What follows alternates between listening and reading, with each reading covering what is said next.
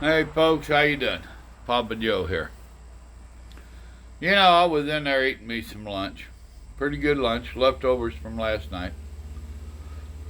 Chicken noodle soup, me and Grandma threw together. Good stuff. Uh, I was watching some videos on some of this rioting, looting, scooting, protesting, whining, crying, whatever you want to call it. And we engaged in a little bit of conversation, which can be dangerous if you're with me. And it led down different paths, but it got me to thinking about something I wanted to share with y'all. The difference between white privilege and black privilege. I think it's only fair if they're going to make up a white privilege, which we all know it's made up. Well, then let's go ahead and make up our black privilege. Most Americans that I know, they're working class folks, they think that their white privilege is being allowed to get up early of a morning or whatever time of day, go to work for a minimum of 8 hours a day, probably around 40 hours a week. And some of us, especially in the trucking industry, worked a lot more than that. Now, with that, we have the white privilege of being taxed crazy. They take it from our payroll. We pay taxes on everything we purchase. We work hard to save what little bit of money the government allows us to keep. And we try to buy our own home, a little piece of property, decent car, take care of our kids, our families, try to live the so-called American dream. That's what white privilege is to most of us. Well, then you come up to your black privilege. Well, and you can't fit everybody into a shoebox on white privilege or black privilege, because there are those in the whites that don't take advantage of their privilege of being able to go work their tails off all their life, paying into the industry or paying into the government for them to try to not give it back to you when they're supposed to when you're at the right age. There's some that don't believe in that.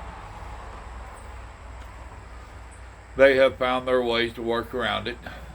So what I'm going to say about the black privilege, all blacks don't fit into it. Because there are some blacks that actually worked hard in school, stayed out of the gangs, didn't get into the dope, didn't live in the streets. And no, not all of them is from a two-parent family. Some of them came from single-parent families. But they was taught that there is the American dream, and if you pull yourself up by your bootstraps, if you really want to do it, you can find a way to do it. And there's a lot of them that have done that. A lot of them. Hats off to you. However, then you have the ones that exercise their black privilege. From what I'm seeing on the videos and the TV, they're mostly in the city. Haven't educated themselves worth a damn. And not all of them have black skin. You notice a lot of the protesters and the rioters and the looters and all that, they're not all black. I'll tell you something else you need to watch. And that there's several peaceful protests that have stopped or have started. And then all of a sudden we get a few folks that come in there trying to rile them up. It makes it turn ugly. Huh. Something else I want you to notice. When they're scanning around and doing their videotapes of these riots, looting, protest, beating up old people, have you ever noticed that they got the latest, greatest phone that there is? There's some of your black privilege. Or do we call that thug privilege? Have you noticed that most of them that's out there, and I don't care if they're black or white, have you noticed most of the thugs that are out in the street creating chaos in our country, they're wearing pretty damn good clothes. I don't know about the rest of y'all, but me and Grandma, we got some clothes that's pretty much older than some of our kids. Because we damn sure older than some of our grandkids, because we have to keep it until it wears out. We can't go get the latest, greatest. On our phones, whenever our phones break, then we get an update and wind up paying for them. We can't just run out and get one because the latest, greatest has came out. So, if you're not real careful, people are going to be saying that your black privilege is sitting at home not having to worry about paying bills, sitting at home not worrying about where your money comes from to buy groceries, sitting at home and taking what money that you do make and spending it on your bling bling, whether it's your clothes, your jewelry, your phone, your car. Your black privilege might just be sitting at home and not going to work every day like the rest of us.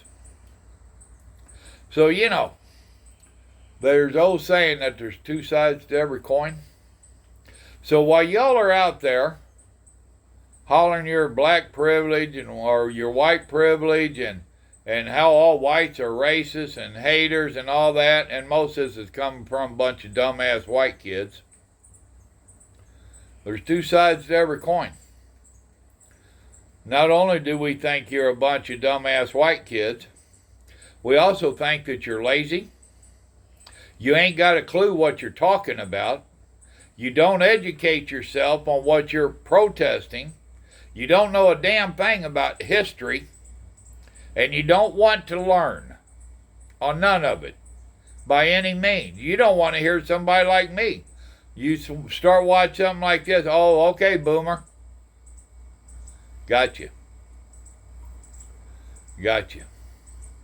Well, all y'all out there in the streets, y'all do your thug privilege. Those that are afraid to lift themselves up in the black community, you enjoy your black privilege. And the rest of us out here, we're going to go to work every day. And yeah, I know this video ain't going to go over very well, but guess what? That's what the sleeping giant thinks. The majority of us are sitting back scratching our heads and saying, how in the hell can you afford to go to a protest every day? How in the hell can you afford the clothes and the phones that you've got on? Is mom and daddy still buying them for you?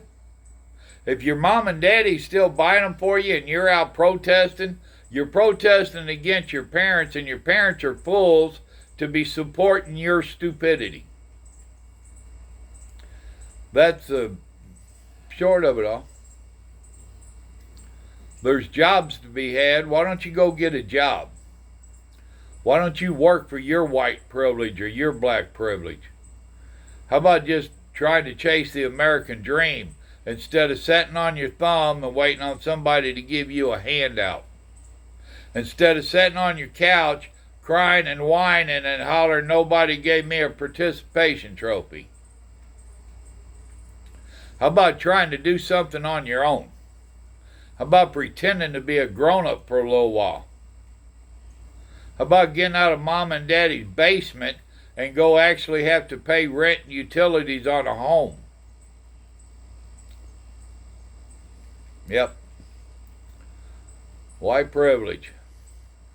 You get to go work every damn day, and you get to act like a decent human being. Oh, but when the cops stop you, they stop you differently.